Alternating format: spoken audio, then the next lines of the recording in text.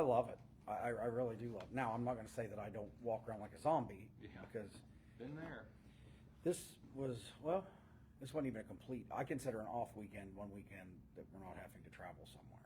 But Yeah. he had a scrimmage at Mineral Wells, which is like an off weekend yesterday. Been to Charleston.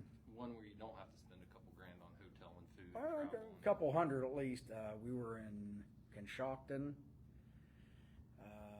Cambridge and Byesville's not too bad Yeah, for that's not wrestling too far. tournaments, but when you have to be there at 7:30 for weigh-ins, it's a little tedious. Yeah. I hated those early games, so you had to have a hotel Friday night too, instead of, Yes. it's like, do I want to get up at 3 in the morning or just pay for a hotel? Wrestling's pretty involved. Competitive cheer might be the only one that you could spend more money on. You My put a niece kid does in any that. kind of travel sport, it's the same. For wrestling, you don't have a choice because there's like 2 tournaments in Parkersburg a year, and if you want to wrestle more than that, you just got to find somewhere close. And I mean, Kaylee played soccer there, and there's nothing here. There was for basketball. There would be some at the elite and stuff like Yeah. that. My daughter did swim team. We lived in Elkins. It was everywhere. Band comps for my son when he was in marching band. Everywhere. That one would be all over the place. Yeah. There's sometimes when it got down to the end of the season, I went, oh God, I hope they don't win this one. You're not wrong. It's like, please lose so we can go home early. well, or if they would lose, you wouldn't feel as bad about saying no. Then, okay, well, maybe, buddy, we should stay back here and practice. But he's been fairly successful. Yeah. So when he's like, can we go to? When wrestling's pretty individualized too. Right. Whereas like if the soccer team loses, it's like, oh shoot, I don't have to get home at midnight Right. and go to work the next morning. Burkowski's son is a big deal in some sport. What is it? You know, Basketball. I know he plays basketball. He plays so- soccer too. he was going to, for his age, like something statewide or something. Really? Yeah. The only reason I know that is I think his boy is maybe a year younger than mine, maybe, or maybe the same I'm glad age. you all are going through all this. Now we've been through all this. Oh, well, all through the sports. Yes. I got 2 more on this one's heels. My daughter was in volleyball, basketball, cheerleading, and cheerleading is the worst. Yeah. Because it goes to everything. Oh yeah. They're supportive of all sports. The So. money you gotta put out for them to do that is. You gotta pay $10 to go watch them play this. Yes. I mean, they have to do it. They got to keep the program running, but But believe me, when it's over, you miss them. Yeah. Well, wait till they get to college. Well, hopefully college is free if they're good enough. And That's she's what I'm she's on a thinking. half scholarship, and that half is. you should get half enough. off then, right? Lord, because of course it's out of state, so it's even more expensive. They've done a height and weight projection on him, and he's supposed to be somewhere between 6'5" and 6'7". Wow. So I'm hoping we continue to be athletic, and it might help my pocketbook here in about 9 years. Yeah. That'd be great. I don't care if it's an underwater basket weaving. Just be good at something, pal. All right, it's 5 o'clock. We can get started. So this is just to chat about some, come on down. Chat about some community safety issues. And like I said before you got here, I don't really have an agenda. It's just a true question answer. Let's chit chat. Round table. Hello. You're early. It's 4:59. 45 seconds to spare, Miss Tallarico. Anywhere. You can sit by me. I won't bite. I'll even move my pop for you. I'm teasing. We just got started. So I was saying I don't really have an agenda. This is just kind of a round table and to kind of talk about some safety issues. And yeah. I did ask Chief if he could get some stats for us. I thought that might be a good Sure. starting point. Were you able to do I that? have Yeah. your stats that you gave me. By golly. There you go. I found a few more. Do you? So this is just, I'm going to start with 2025, and then we'll do a little bit of like I said, comprehensive takes a little longer, but I was able to do some quick math here. So in 2025, the Parkersburg Police Department had 1,150 arrests forthwith. Our call volume was 27,000, right about 27,500 calls for service. That's 911 calls, or things that our officers are driving around, observe, and make note of. I'll be out with such and such. So right about 1 call per citizen. If you want to do the math, Parkersburg has between 27, 29,000, and we had 27,436. And then I just jotted this down because everybody always is one of the big talking points people talk about from the inception of when I got hired was DUI arrests. Now I can say definitively DUIs are significantly less than what they were 24 years ago. Just trying to get my time machine and go back I'll lowball and say between 200 and 300 DUI arrests for probably my first 5 years. Not me, department wide. 5 to 10 years after I got hired.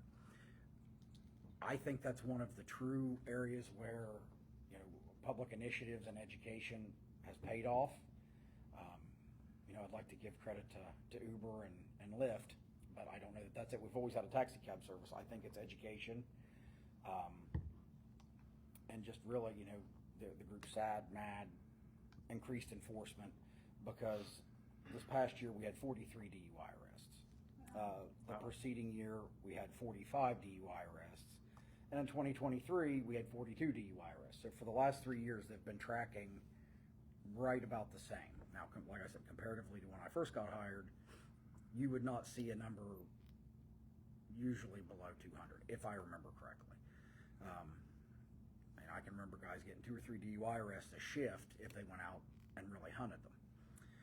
So then I broke it down, because there's really a couple different ways to look at statistics, crimes reported versus arrests. So I kind of separated those two. So crimes reported. The first one I have jotted down, which I'm going to make a connection here in a minute, so don't anybody throw anything at me. Drug violations were up in 2025. 337 drug instances reported or reports generated by an officer. 337. That's public. It's the public calling in about this. Well, it could be the public calling in, an officer doing a traffic stop and locating narcotics.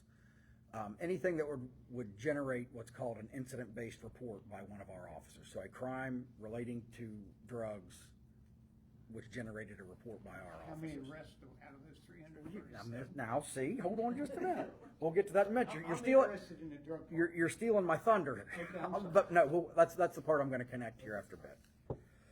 So last year we had 308. So we're in the same ballpark.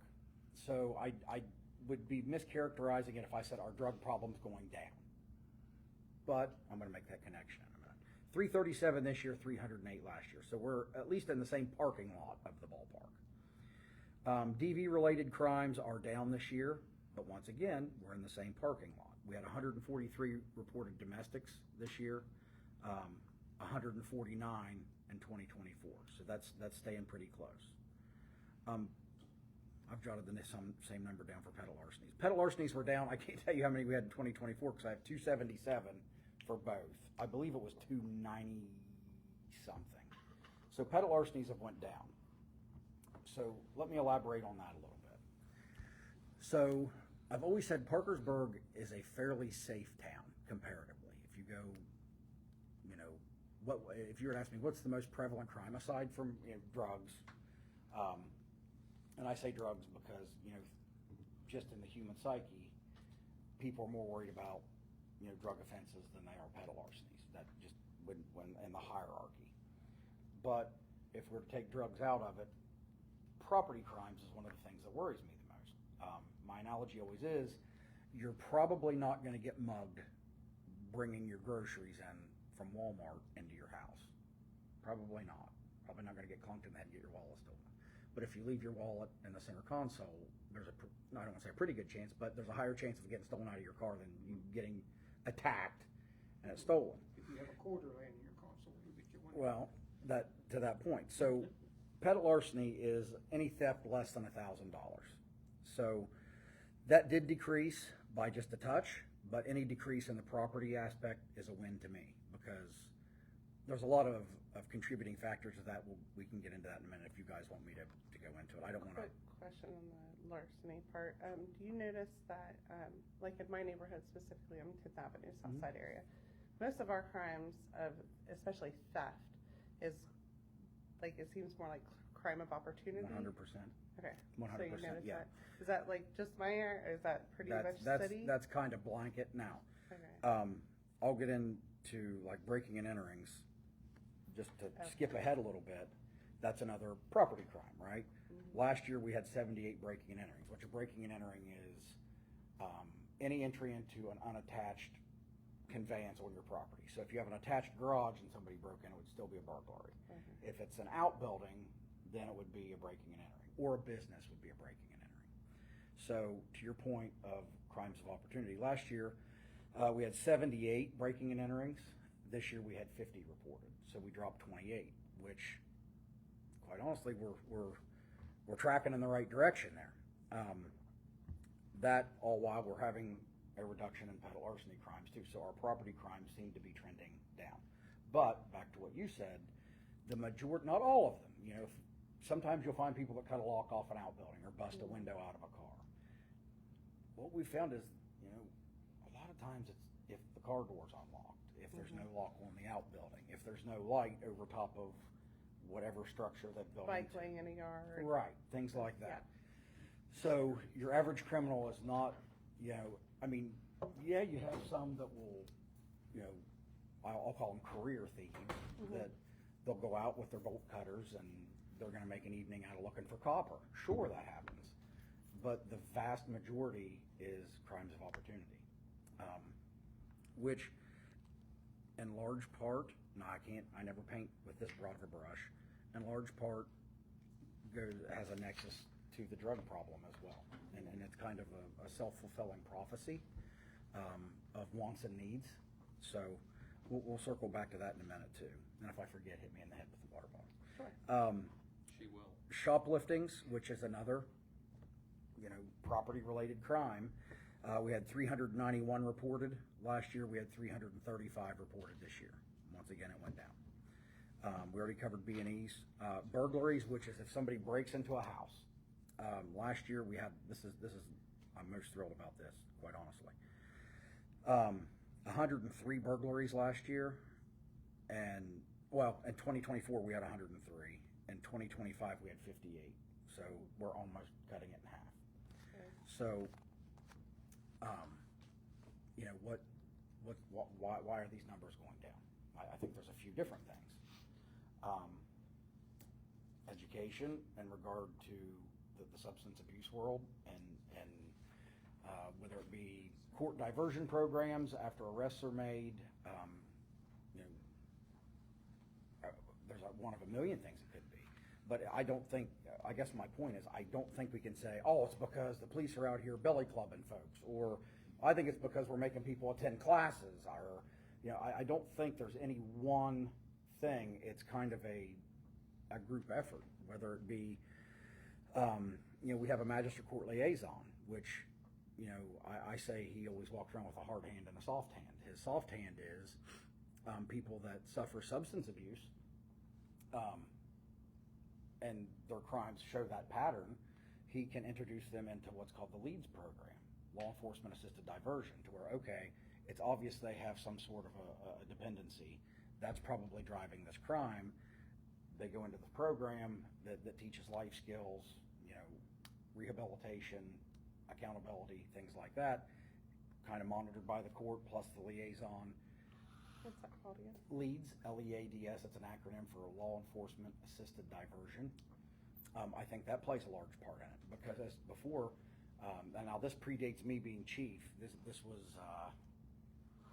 I don't know if this was Chief Martin or Chief Elliott was at the onset, and then after it kind of got rolling, I commended, I'm a huge proponent of it.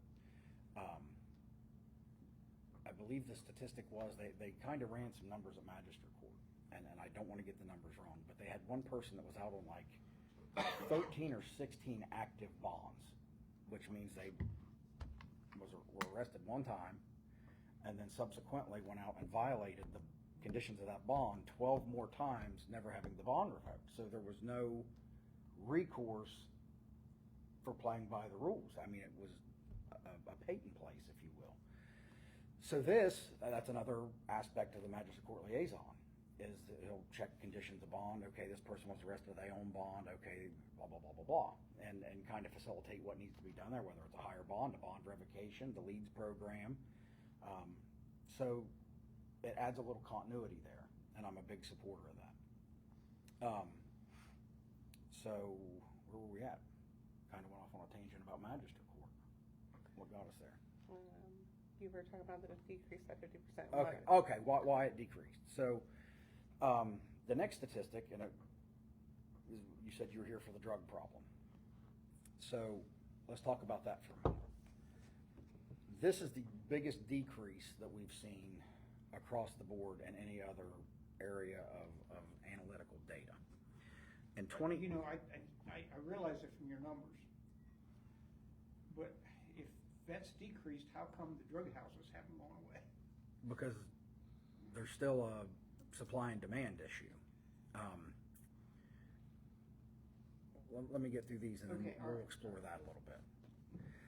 In 2021, there were 213 recorded overdoses in Wood County.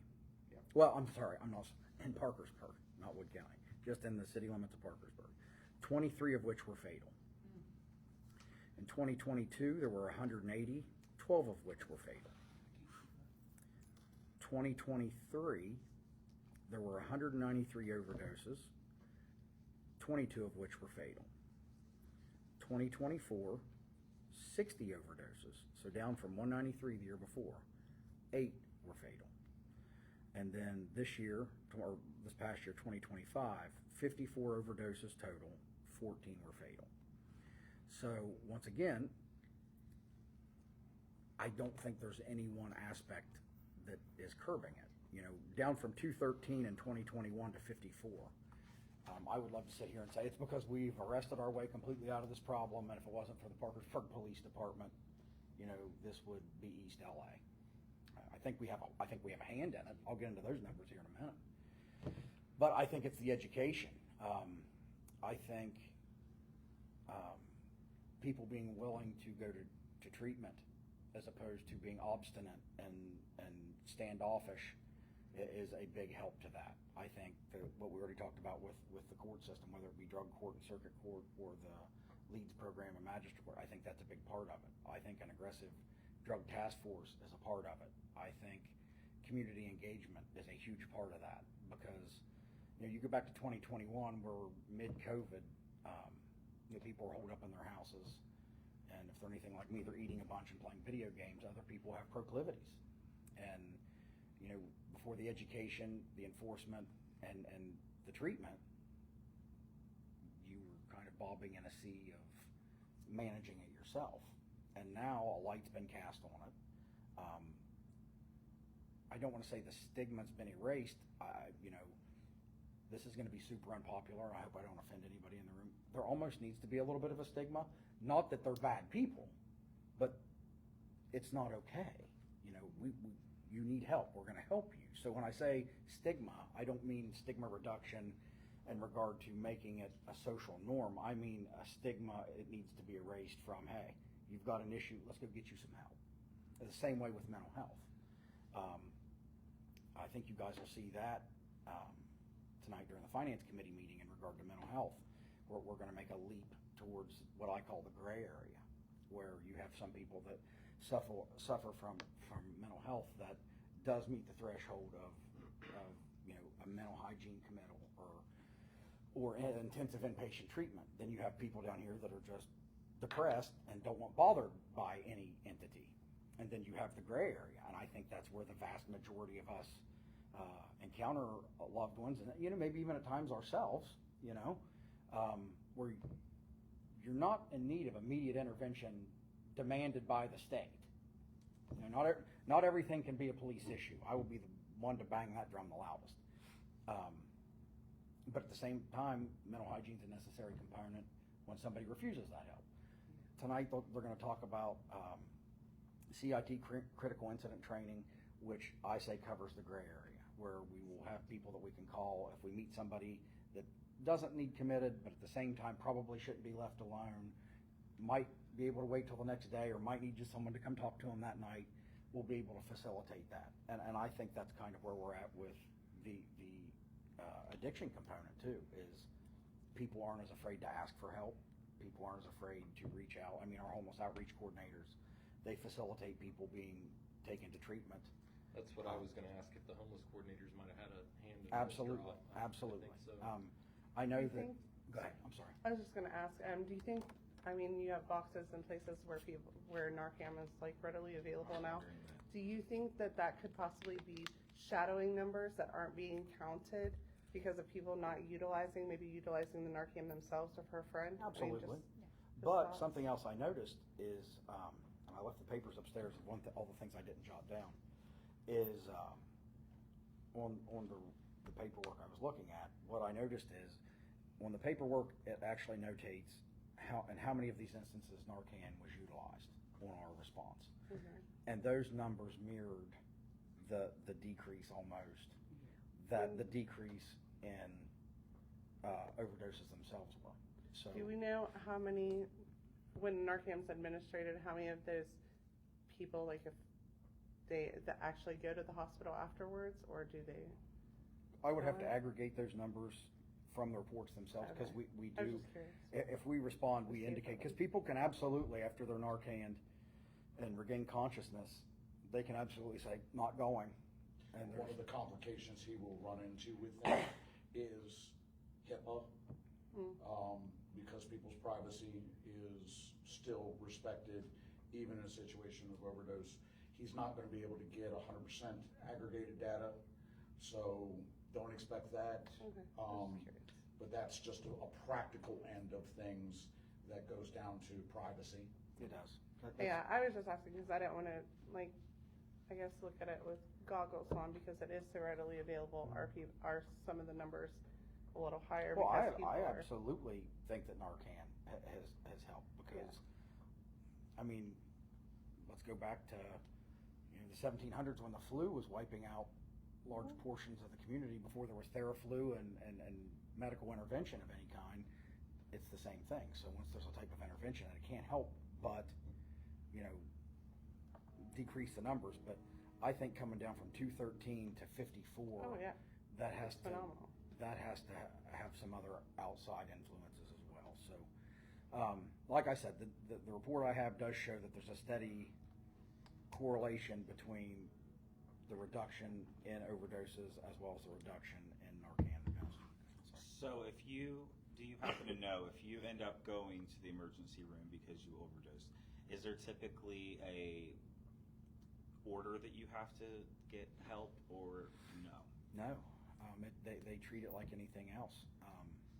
As a matter of fact, unless it's a fatal overdose, a lot of times the hospitals will not contact us. I mean, Okay. it's like any. There again, these things are all related to HIPAA. I mean, people have had this argument, and having been inside EMS and seen this, you can take those correlations one of the focuses that has been over the last couple of years is respecting substance abuse as a disease and not so much as a personality defect, but putting it into the same diabetic emergency where a person blood sugar drops, or somebody has a breathing problem where they go unresponsive.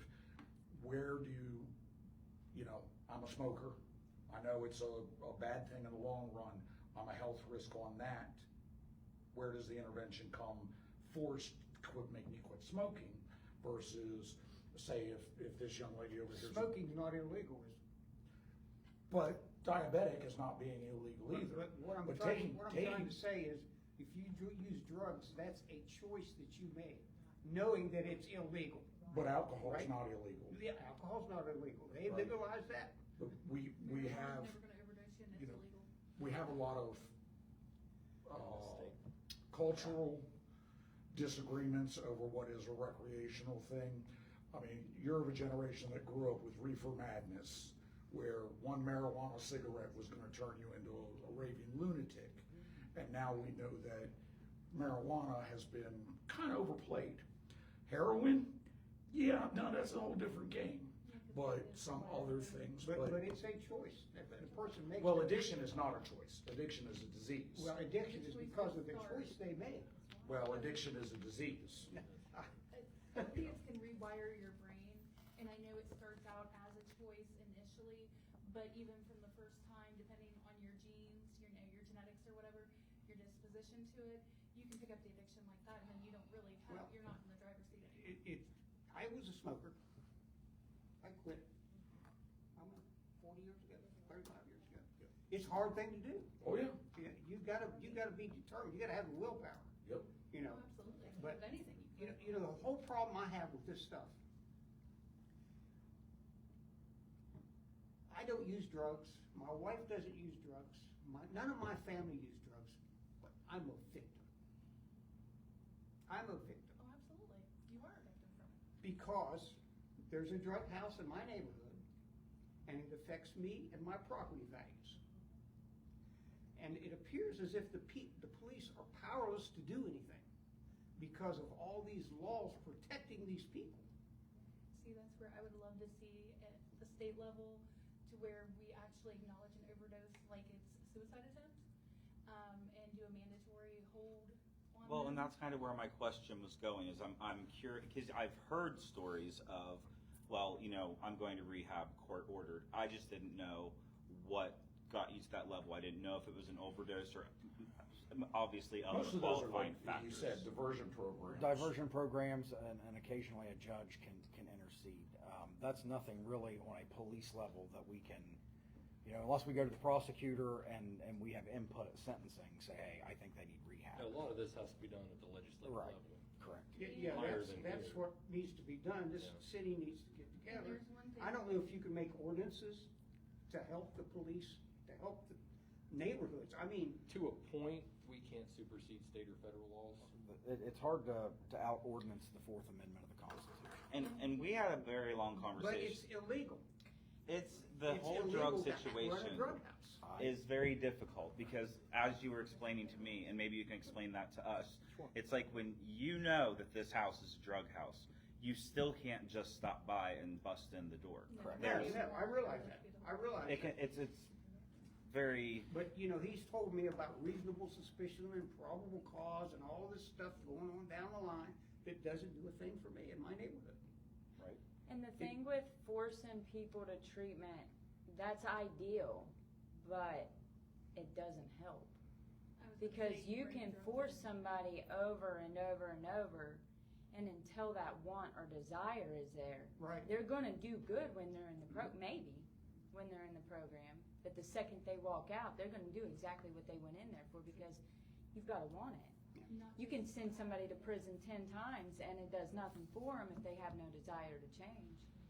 well, you may have shared with Mr. Harris already, but I would love for you to share kind of all the challenges associated with, you know, you can't, I'll let you speak. In regard to, Just the whole drug situation. So- Like, you know, that example, we all get calls that say, we know this house is a Right. drug house. We pass that information to you. It's not that you don't want to do anything about it, it's that there's Exactly. a long list Yes. of procedure So- there. But the conversation I said with him is the laws need to change to protect us, Yeah. you know. so when the Constitution was signed, the Fourth Amendment was well, I guess it was. I guess the amendments came after the Constitution, but what I'm getting at, here he goes. What I'm getting at The history is teacher's gonna, the driving force behind it was government overreach. You know, they did not want the British to be able to just come back over and start kicking doors in, and nor did they want the new leaders of this newly formed country to have the thrall that England did. Well, they weren't thinking about flop houses at that time. They weren't taking into consideration people not being able to factor in their own well-being because of a mind-altering substance. So, in no way am I saying to rewrite the Constitution before the people on Facebook start blushing. That's not at all. I'm not that guy. But what I'm saying is there is certain criteria that we have to go by. So let's do it from a practicality standpoint. Let's back way off of the drug house and let's just go for a traffic stop, right? So two things allow me to stop somebody in a car: reasonable suspicion or probable cause, right?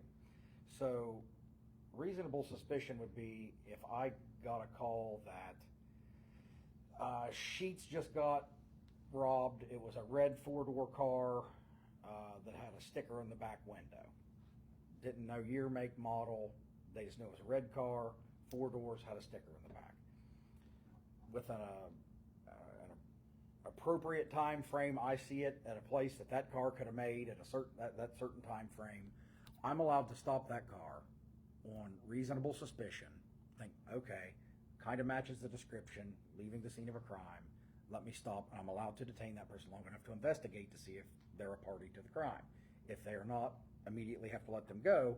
And I can't investigate everything under the sun. I'm doing an investigatory stop on that car. I can't, drag them out of the car and turn their pockets out. I'm trying Used to be able to do that. Well, I used to be able to, a little bit, yeah.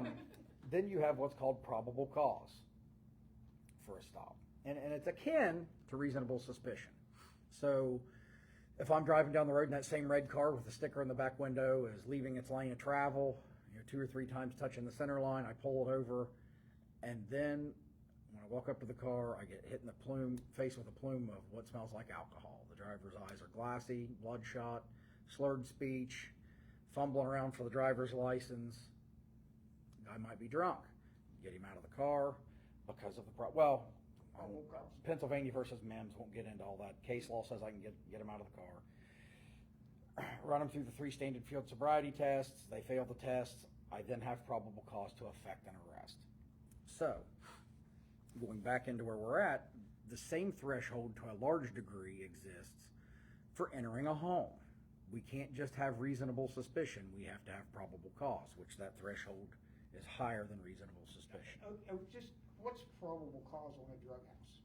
Tell me what that is. What you have. You mean reasonable suspicion or probable cause? Probable cause. That allows you to get a warrant, probable cause. It would be controlled buys from a criminal informant. It would be a multitude of stops of people leaving that house for other traffic infractions that resulted in drugs. You were there and you saw, 6 people in an hour and a half enter and leave that house? Right. Is that probable cause? That's not probable cause simply because, and make no mistake, I get where you're coming from, but me playing devil's advocate, I'm going to have to be the adversary for a minute. If my little boy that we just discussed before this meeting has a birthday party, and over the course of an hour, 6 people come and go, that person's afforded the same right to go, you didn't find drugs on me. You have no drug stops coming from my house. But you see nothing about my house. You the found no neighbors drugs. would know that the little boy's having a birthday party. I'm sorry? In that scenario, the neighbors would know that little boy's having a birthday party. You presume that you know. You presume that you have some sort of interaction with these people, that you have I some don't have relationship interaction with with these you. people at all. I see what's going on. All I'm hearing When is he's talking about a accusations. birthday party in my neighborhood, I know about it Why? because I'm involved with my neighbors. Why? Why would I tell Why you am my I personal involved with life? my neighbors? Because I'm concerned with the things that go on in my neighborhood. It's just a Okay, table but it's in my house. Why should I have to tell you these things? And I'm only Because doing you're a this. good neighbor? How's that? I'm a great neighbor. Oh, he's not bad. You I are a stay good to neighbor. myself. I'm kidding.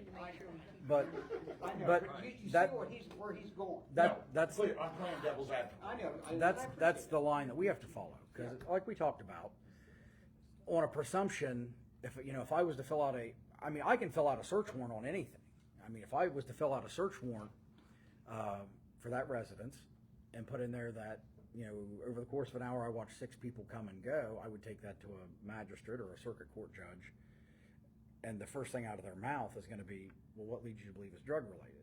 And I'm going to say, well, that high volume of traffic. Well, what made you think that traffic was related to the sale and or distribution of Related narcotics? to the reports from the neighbors. Well, I get it, but then they're gonna want substantiating facts, and I'm just gonna be able to tell them more of what you said. So to answer your question, controlled buys from informants, stops where narcotics found. Then there's a few methods that I won't tell you because it's insider trading tips that I don't want I get the controlled buy, and I get, I don't know how many people we have in the drug task force. I've talked to just a couple of them. obviously, they're involved with distribution. Right. But distribution doesn't take care of the drug houses. Well, It's like Lieutenant Eichhorn said, you shut one down, they just move someplace else, right? well, there's a difference in a drug house and what's commonly referred to as a flop house, where people come to use drugs. And you're right, that is a tougher hill to climb. That is a tougher. And in regard to entering, effecting an arrest, and then getting an appropriate adjudication, because once we go in and we find 3 baggies of fentanyl, we're gonna have, you know, for personal use, and there's 7 people in the house, then we're gonna have to prove that they're trying to distribute it, or it's just gonna be 3 cases of simple If you possession. see somebody passing the little baggie, is that probable cause? Well, that would, yes, if you saw somebody actually doing a delivery, that, I tell you something. that but you really- have to be able to definitively determine what they're handing over. Well, That's I what I was know that. gonna What ask. really disturbs me was last Friday, they stopped a high school kid and just went in the house, come back out and hand him a baggie. How big was the baggie? No, I can show you, you know. I mean, So if you have a video, you still have to determine what's actually in the bag. Correct. I mean, I'm not gonna say there's not an outlying circumstance where, you know, you got intel from an informant that a red baggie was gonna contain X amount of grams of methamphetamine, and then it's supposed to be dropped between 4 and 5, and then you have video at 4 and 5 of a guy walking in with a red duffel bag like the informant. Then we're able to corroborate through other means, but typically, yeah, I do mean, any of you people have drug houses in your neighborhood? I live on Lynn Street, of course. I live in the hood. Where do you live? I live in the hood. Well, I live in the hood too. I live on Covert Street. Now, Didn't you I say can that? tell you, and Andy Nestor will tell you this, he used to be a fireman down there, the fire station there on Covert Street, Covert and 16th Street. He said, my neighborhood used to be great. But it's not anymore. I've lived there 50 years. I don't wanna move. I'm 79 years old. I don't wanna move, you know? But it's to the point where, God darn it, I'm tired of it, you know? She's tired of getting woke up at night. I mean, right here's pages Garbage out at 2 o'clock in the morning? of times that these people are congregating and yelling. And I've got videos of these people on drugs going, you know, how they do when, you know, if you've got a drug house, you know how they act. One of the keys to, And I can't do anything. well, one of the keys to And I've restoring been, our I've been with communities. Chief Board, I've been with Lieutenant Eichhorn, I've talked to the magistrates, I've talked to Vernon Chris, I've talked to Scott Heckert, I've talked to, I don't know who else to talk to. Beyond being frustrated with the fact that legally, law enforcement has limitations that they have to abide by. That's the problem. No, that is not a problem. That That is is a the protection. problem. That is a When it protection of comes the to people. drugs, that's a problem. It's That an is a epidemic. protection of the people. It is an epidemic. Your definition of an epidemic and mine are a little bit Well, different, that's- but if we can get past just beating these people down with law, if we raise our community standards up, including our levels of employment, our levels of education, our levels of prosperity. You're right. we All will be this able goes to- together. So, It does. the one thing we cannot change is a violation of our civil rights. We've tried What that. about mine? We've tried that. We have been through the What about times, this the lady's nineteen civil rights? fifties, 1960s, and 1970s, where unfettered law enforcement destroyed people's lives. And I can give you 100 examples Well, if you wanna go down that probably road. can, but that's not solving the problem. So, let's focus on the things that we can. Raising our community standards, raising our living wages. Okay, stop right there. How do we raise our community standards? Well, we start with education first of all. That's been going on, the DARE program, is the DARE program even going on anymore? no, there's a difference. Nope, see, replaced it with something. didn't work. Game changers now. The Game DARE changers. program. Very good. Good job. I was afraid if I said it, nobody would know what it is yet. But I'm talking about general education. I'm not talking about just drug education. I'm talking about reading, writing, arithmetic, logical Isn't all that thinking. going on now? Not to the degree that it used to when we're defunding education across the board at a national standard, including getting rid of a national education department that had standards. I mean, Okay, so tell me how it is over on Lynn Street. What are you seeing? Actually, it's calmed down quite a bit, so I can't complain too much. I mean, back when the old sandwich shop was up, they used to and busted in the sides, and I know Matt's probably heard many calls from there, and I would even get a hold of Wendy, because, you know, legally I can't do anything about it. But, you know, anytime you see something, you call and you turn it in, or, you know, talk with your neighbors, make sure you have something good and, you know, make sure you're watching out for each other, that kind of thing, which is We've been just doing what that. you- Good. Still got a drug house. Oh, yes, well, until the demand goes down, there's always gonna be a supply. And I don't know if That's you, with any you know it, you industry. see it in your neighborhood first of the month, Mhm. it's busy. Yes. It's busy. And, Chief Ford said it, you know. I actually have a couple of questions from streamers. Would you be willing to take them? Let's do some questions. We got like 15, 20 minutes left. Right. We've got one that asks, in what way is Parkersburg Police Department working towards accountability by instituting body cameras and dash cameras? I do believe in the upcoming budget, we have allotted money for 4 dash cams. I've reached out to Axion. Now, make no mistake, this is not saying that I'm for or against. It's just an exploratory measure. We have reached out to Axion. Actually, the rep was supposed to, I spoke to him 2 weeks ago. He was supposed to be back with me today or tomorrow. Has not, sent him an email and did not hear back. So he should let me know something this week.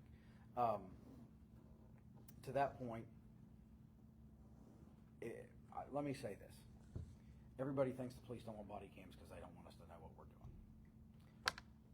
Quite honestly, to your point, policing has done so much different in 2025, 2026 than it was even in 2002.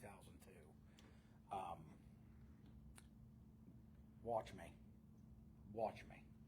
But to that point, I hope there's a federal grant available. Now, this is not me thumbing my nose at it saying, no way, no how. I'm not the one that holds the purse strings, Councilman. for And we what do it's have worth. dash cams And now. I don't mean it sarcastically.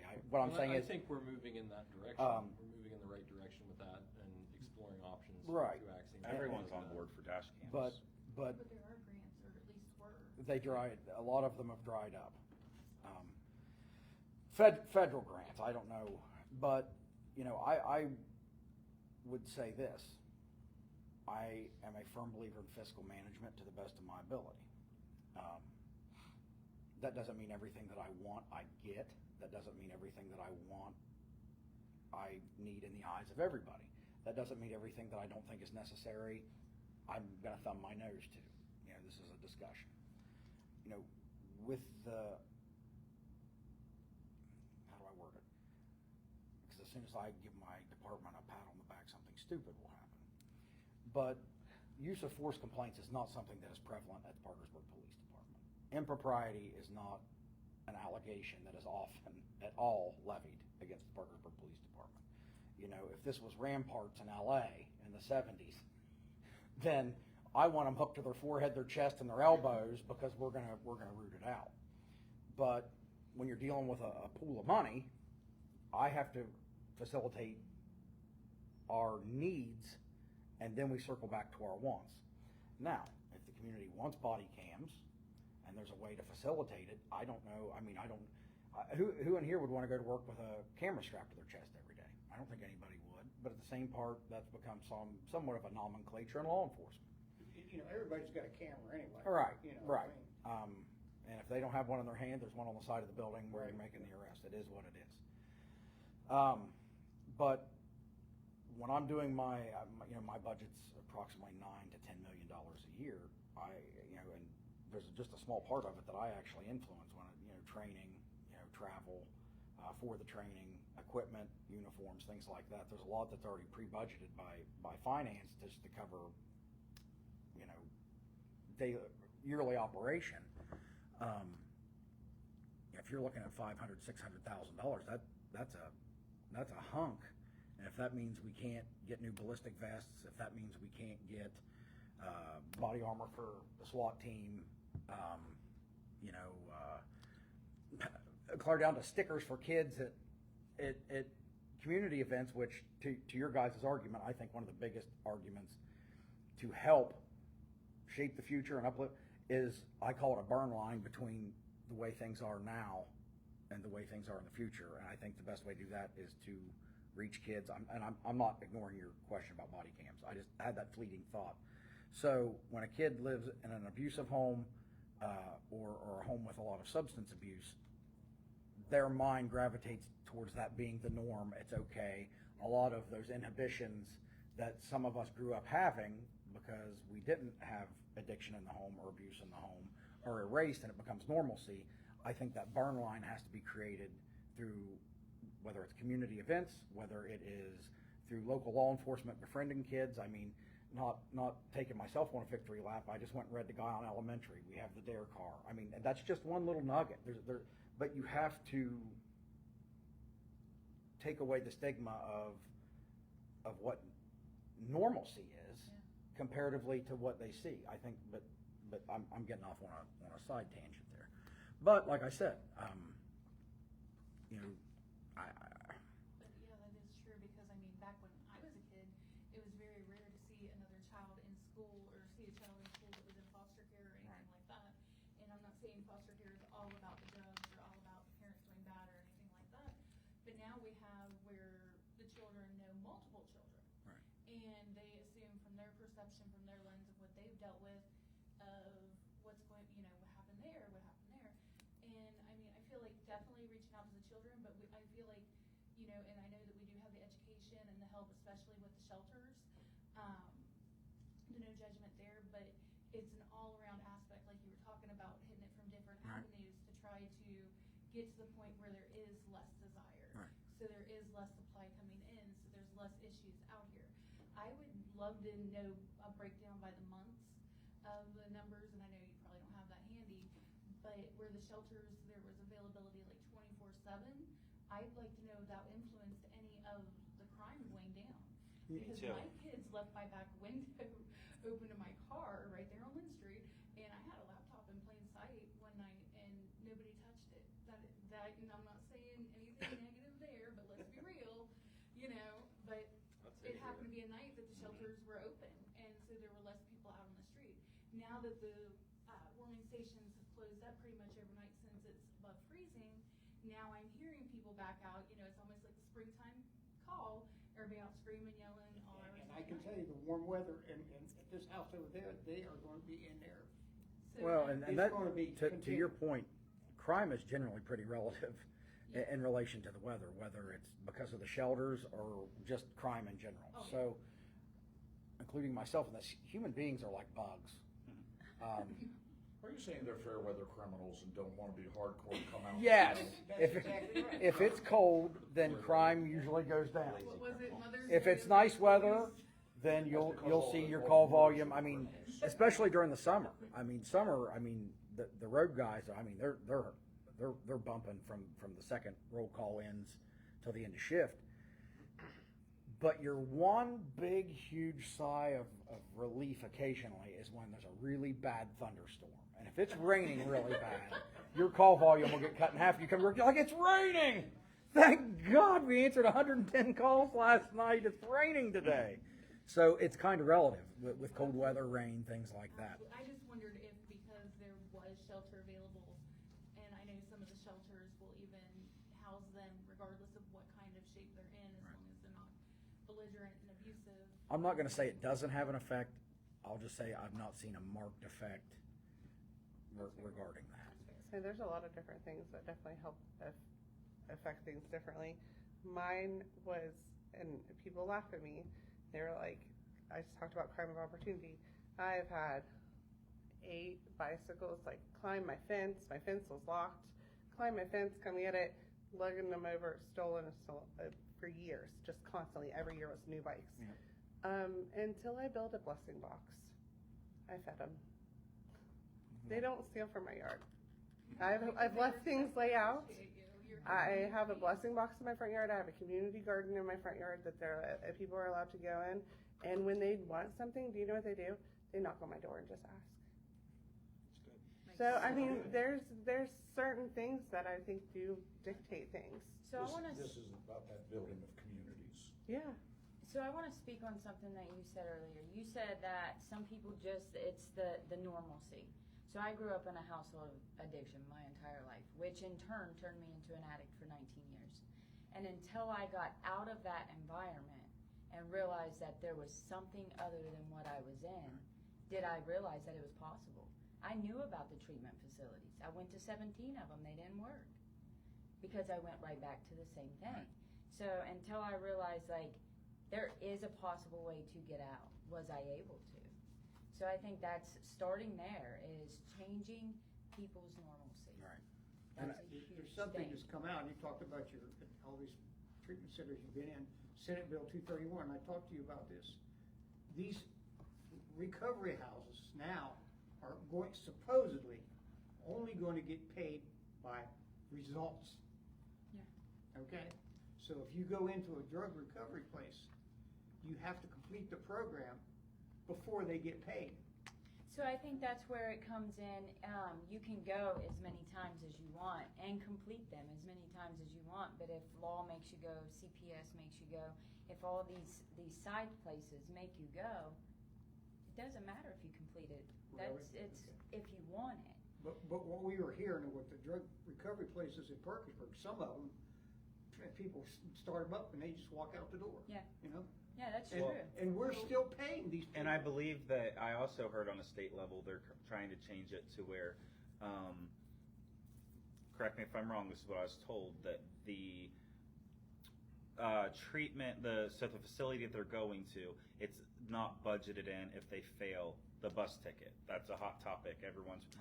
From my understanding is they're trying to make it to where if you come, if you fail, then there's already a bus ticket back in place. There's a plan in There place. should be an intake, they should have an exit I forget, strategy exit regardless. strategy is what Now, they call it. something that, I think there should be an exit strategy. This is Right. my So 2 cents. Harmony Ridge does that. If I'm a legislator in the state of West Virginia, there should be an exit strategy for success or failure. right. You know, I'm not gonna sit here and bludgeon any entity over the head. That's not why I'm here tonight.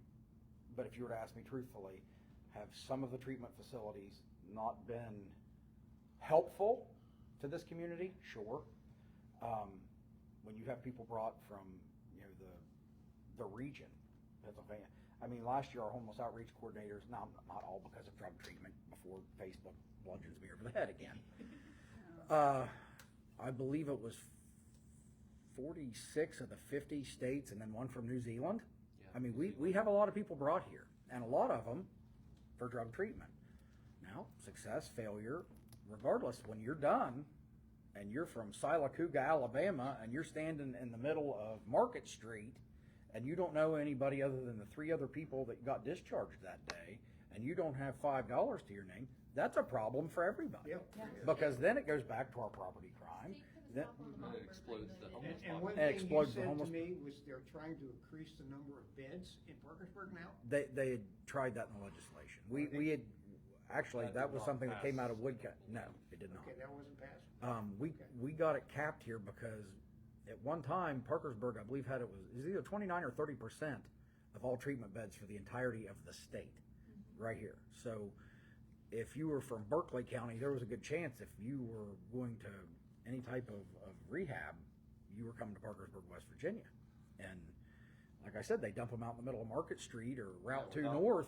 Without an exit strategy. Without an exit it strategy. makes our homeless population explode. And it makes sense to stay here when you've passed because the theory behind that is if, you know, somebody passes and they're successful, you don't want to go back to exactly where you're coming from. But that's a success strategy. Correct. For an exit. A failure is something that has to be dealt with. One of the reasons Parkersburg got dumped on for all of the beds is because there were larger cities with more influence and power that said, not in my backyard. Right. And we didn't have the ability to go, wait a minute, let's distribute this. They just went, no, just shit on Parkersburg. It was, when in EMS, it was the same thing with mental health facilities, especially for pediatrics. I remember 8, 10, 12, 14-hour rides with pediatric patients in the back of an ambulance to a facility that had an open bed for a suicidal child. And that's crazy.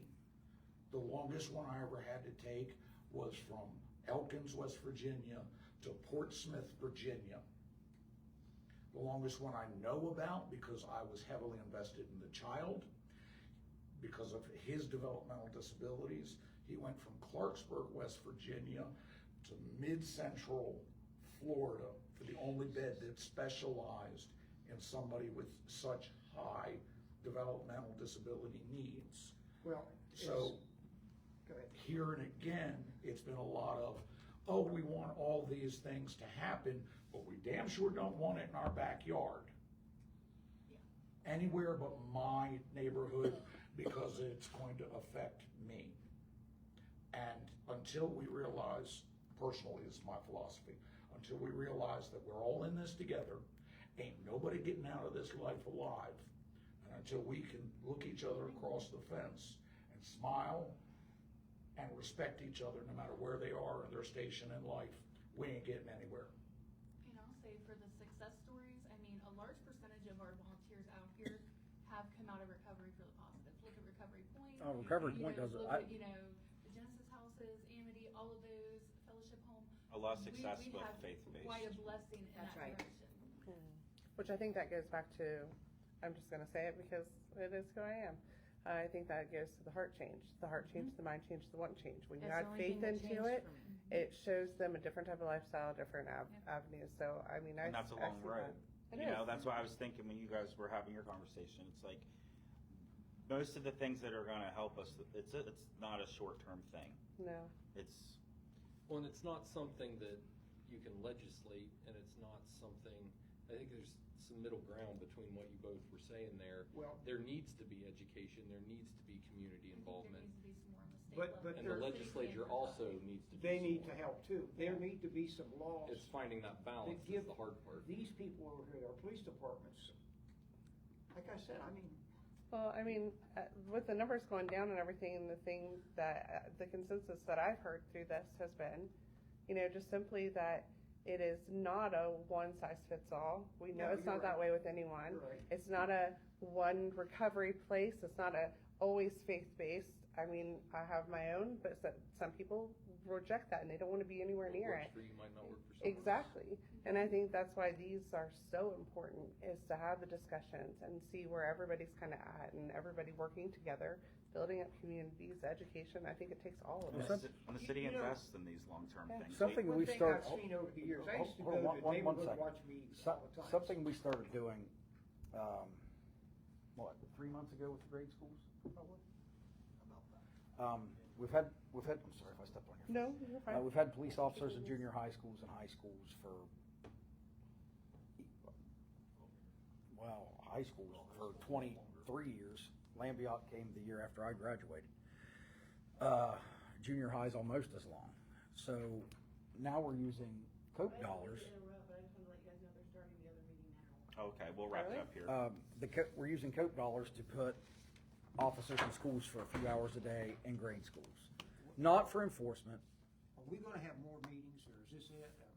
I'm open to continuing the I mean, conversation. we need more people besides the chief. We need, I'd like to see magistrates in here. I'd like to see code enforcement. I mean, I'd like to see have a Brian state Chris legislator. and Mhm. Scott Heckert here. I'm open to that. Can Okay. I just say one thing before we go? And you guys can continue